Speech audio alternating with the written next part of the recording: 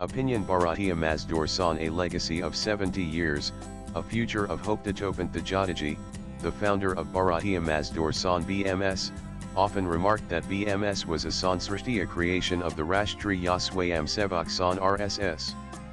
He founded the organization under the able guidance of Guruji Galwakar, the second Sarsankalak of the RSS. Bharatiya Mazdoor San was the last of the major central trade union organizations to be formed, after ATUK, INTUK, HMS, and others.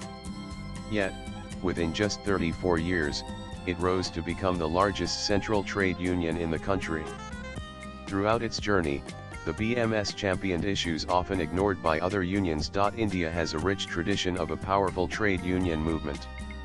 Much of the progress and rights enjoyed by workers today are the result of tireless struggles led by towering figures like Mahatma Gandhi, Dr. B.R. Ambedkar, and Datopant Thajadaji, who were also eminent leaders of the trade union movement. Nan and the BMS has been at the forefront in ensuring decent wages and working conditions for the workers. But it always thought beyond bread and butter. It has been distinguished by its deeply nationalist character. Its rallying call in the labor sector was Nationalise the labor. It firmly rejected both political unionism and mere bread and butter trade unionism. In negotiations, the BMS advocated not just for the workers but considered society at large as a third and most critical stakeholder in all industrial matters, apart from workers and employers. While striving for better wages and improved working conditions, the BMS consistently emphasized that workers' efforts must contribute meaningfully to nation building. This balancing vision was captured in its inspiring slogan K hit main Karanj Kam K Lenj Pour Dam, we shall work in the nation's interest, and receive full wages for our work. In times of national crisis, the BMS consistently called upon Indian labor to rise in service of the nation. During the Chinese aggression in 1962, the Indo-Pak Wars of 1965 and 1971, and the liberation of Bangladesh, the BMS mobilized like-minded trade unions to form the Rashtriya Mazdoor Morcha to support the government's war efforts. It also suspended all protests and demands during these periods. True to its cultural roots, the BMS has promoted a trade union movement grounded in the Bharatiya ethos. It celebrates Vishwakarma Jayanti on September 17 as National Labour Day, an alternative to May Day. May Day is observed in remembrance of a failed struggle that ultimately weakened the trade union movement in the United States, where the events associated with May Day originally took place. In India, Vishwakarma symbolizes the dignity and noble status of labor in society. Today, several states officially observe a holiday on this day. Nan and the BMS has been at the forefront of many groundbreaking labor reforms. Wages constitute the most critical element in fulfilling the economic aspirations of the labor. The BMS was the first to critically study and expose flaws in the calculation of the Consumer Price Index (CPI), the basis for determining dearness allowance. Despite initial opposition from other unions like INTUK and HMS, who later came to endorse it, the movement gained momentum, culminating in a successful Mumbai Band on August 20, 1963. The government eventually appointed the Lakdawala Committee to revise CPI methodology. The BMS championed the principle that the bonus is a deferred wage, advocating the slogan bonus for all, a position later adopted by all major stakeholders in the labor sector. The first National Commission on Labor, chaired by Justice Gajendra Gukar, was established in 1967.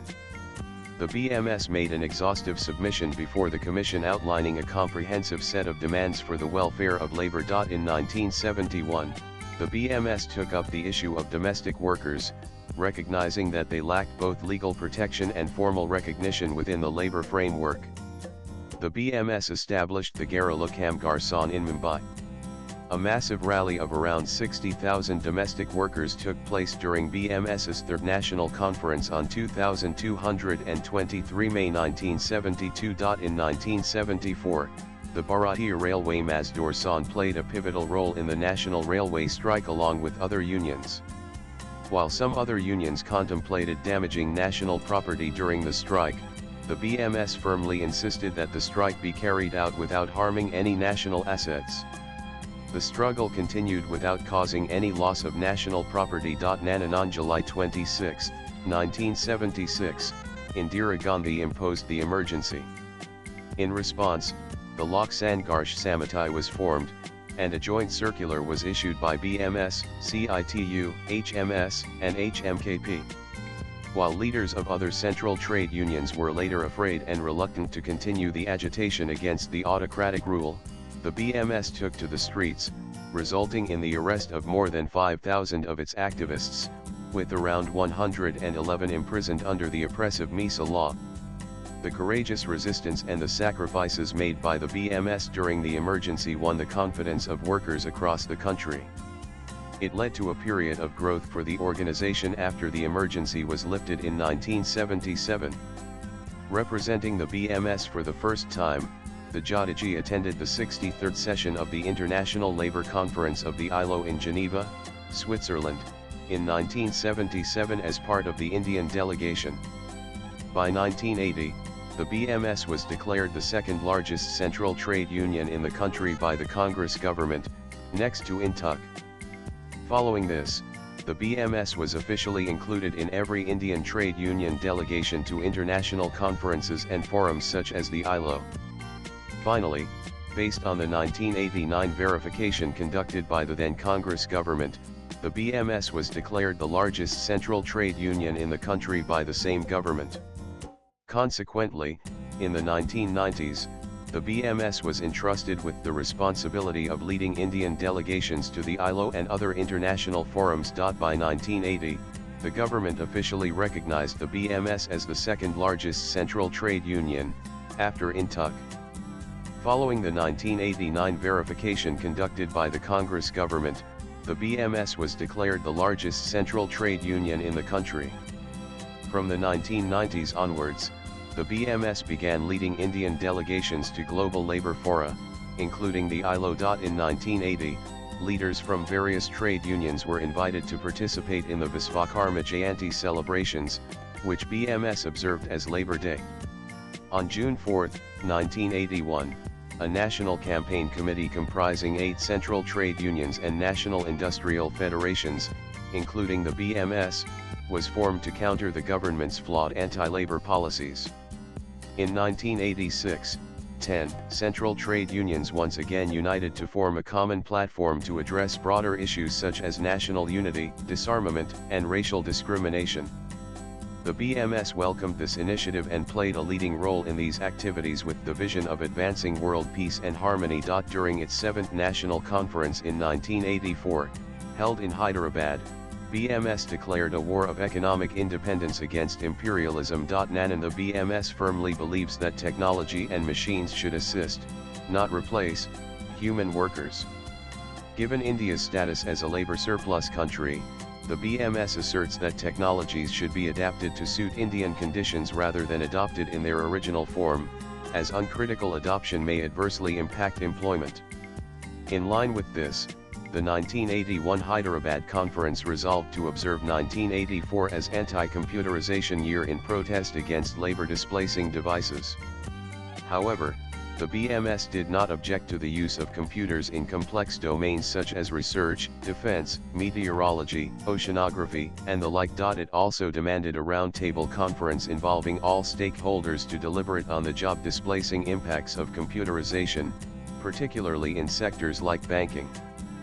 4 decades later, the world is once again engaged in the same debate, raising similar concerns and arguments in response to the growing spread of artificial intelligence and robotics. The BMS has adopted a distinctive policy of responsive cooperation toward successive governments, regardless of political affiliation. And on the international front, the BMS replaced the class-divisive communist slogan "Workers of the World, Unite!" with its message of harmony. Workers, unite the world. The BMS has maintained positive relationships with global trade union movements. Notably, the BMS was invited as a special guest to the pro-communist conference of the World Federation of Trade Unions WFTU in Moscow in November 1991. At this conference, Prabhakar Gata presented before the world, the BMS's apolitical ideals for a genuine trade union movement. When the ILO proposed incorporating a social clause in trade agreements with developing countries, the BMS strongly opposed the move. The social clause, which aimed to prohibit imports from countries allegedly using child labor, would have jeopardized export prospects for nations like India and Nepal. The then BMS representative, R. Venugopal, mobilized many developing nations against it. To empower women workers, the BMS established its women's wing during the 1981 conference in Kolkata. In April 1994, the Sarvapant Samodar Manch was founded to foster religious harmony in India's diverse cultural landscape. In 1995, the Paryavaran Manch was launched to address rising environmental concerns, such as the rising levels of industrial pollution and their adverse effects. The initiative championed the Bharatiya ethos that Mother Nature should be milked, not exploited. To safeguard the nation's economic interests in global forums, the BMS organized a massive rally on April 16, 2001 at Ram Lila grounds in New Delhi, attended by lakhs of workers. The rally highlighted the potential dangers of blindly following WTO policies, with the slogan WTO Moto, Toto, Yakoto change WTO, break it, or quit it. The BMS regards labor as the true capital and promotes the concept of laborization of industry. This approach was successfully piloted in Calcutta jute mills and other industries for a considerable period. Laborization encompasses three components: a share in capital investment, participation in management, and proportional profit sharing. The BMS asserted that labor participation should go beyond tokenism on boards of directors. Workers should be prioritized in the allotment of company shares and in the distribution of profits. The Vajpayee government constituted the Second National Commission on Labor under the chairmanship of Ravindra Verma. While leftist trade unions boycotted the commission, the BMS submitted a comprehensive memorandum addressing labor's varied needs in June 2001. When the Commission made anti-worker recommendations on 8 key issues, Saji Narayanan CK, a member of the Commission and representative of the BMS, submitted a dissenting note that drew widespread attention in labor circles. One media outlet wrote, "The dissenting note of BMS would be remembered more than the Commission's report itself." On November 23, 2011, the BMS held a historic rally in Delhi, attended by nearly 2 lakh workers, which was an unprecedented show of strength in recent decades. In that event, BMS declared the beginning of a sustained agitation. The show of strength inspired other trade unions, and on the very next day, their leaders came to the BMS office to plan joint actions, accepting the leadership of BMS. 2 nationwide strikes followed on March 28, 2012 and 2021 February 2013. By all the central trade unions together under BMS leadership. These actions had a significant impact, drawing serious attention from the government, employers, media, and all those related to labor. For the first time, then Prime Minister Dr. Manmohan Singh directly intervened at the 11th hour and appointed a group of 4 ministers to engage with trade unions and address their demands. During the Indian Labour Conference held in Delhi on May 17, 2013, the Prime Minister openly recognized the demands of trade unions, rekindling hope and enthusiasm among workers across the country. The 46th Indian Labour Conference, held on July 2021, 2015 after a gap of more than 2 years, marked a turning point amid turbulent labor conditions. During the conference, in a committee on labor law reforms chaired by the BMS representative, all 3 social partners, employers' organizations, the 11 central trade unions, and government representatives from both the center and the states unanimously agreed upon 3 foundational pillars for all future labor legislations: the rights and welfare of workers, 2 the sustainability of enterprises and job creation, and 3 industrial peace. When the 4 labor codes were in the drafting stage, a team of BMS activists actively participated in the government's consultation process, while other central trade unions belonging to opposition parties chose to boycott it. As a result of BMS's proactive engagement, several major pro-labor reforms, particularly steps toward the universalization of labor benefits, were successfully incorporated into the codes. However, certain clauses still contain provisions that remain a cause of serious concern. Thus, the Code on Wages and the Code on Social Security are considered historic and revolutionary in many respects. Nevertheless, BMS remains committed to its ongoing struggle to amend the anti-worker provisions in the remaining two codes. Under the leadership of BMS, the central trade unions raised a 12-point joint charter of demands as revised on June 24, 2014 before the government and declared a national strike on September 2, 2015. In response, the Prime Minister, Shri Narendra Modi, constituted a group of 5 ministers, led by Finance Minister Shri Arun Jaitley, to engage in wide-ranging consultations with all 11 central trade unions regarding the demands. These consultations were held on August 26 and 27, 2015. After extensive discussions, the government took a historic step by either fully or partially accepting nearly 10 out of the 12 demands. Emphasizing the critical role of trade unions, the Finance Minister assured all central trade unions that any labor law reforms would be undertaken only after thorough tripartite consultations. In light of the government's proactive efforts to address the Charter of Demands, BMS decided to postpone the strike. However, the central trade unions affiliated with opposition political parties chose to proceed with the strike, despite the majority of demands having been accepted. The strike, without the participation of the BMS, failed to make any significant impact. This development marked a clear separation between labor welfare and labor politics.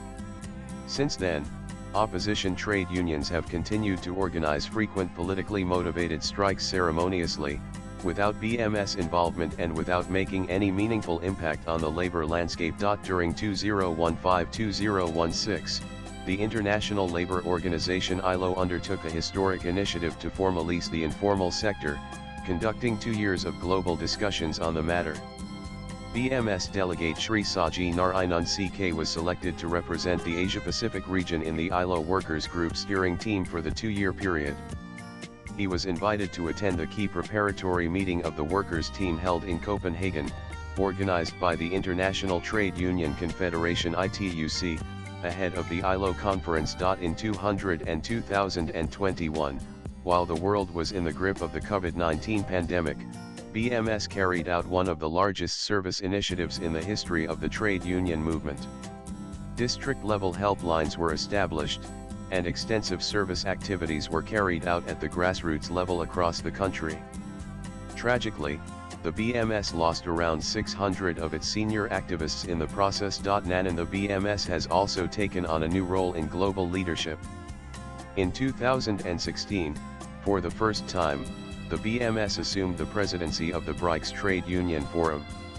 The BRICS conference held in India that year received high praise from international delegates for its organization and hospitality. In 2021, amid the pandemic, the BRICS TUF conference was once again held, this time online, under BMS's presidency. The year 2023 was a significant milestone as India hosted the G20 summit under the presidency of Prime Minister Narendra Modi. Labour 20L20, one of the key verticals of the summit, was chaired by BMS as India's largest central trade union. The L20 conference saw participation from representatives of 209 countries, making it the most widely represented L20 event to date.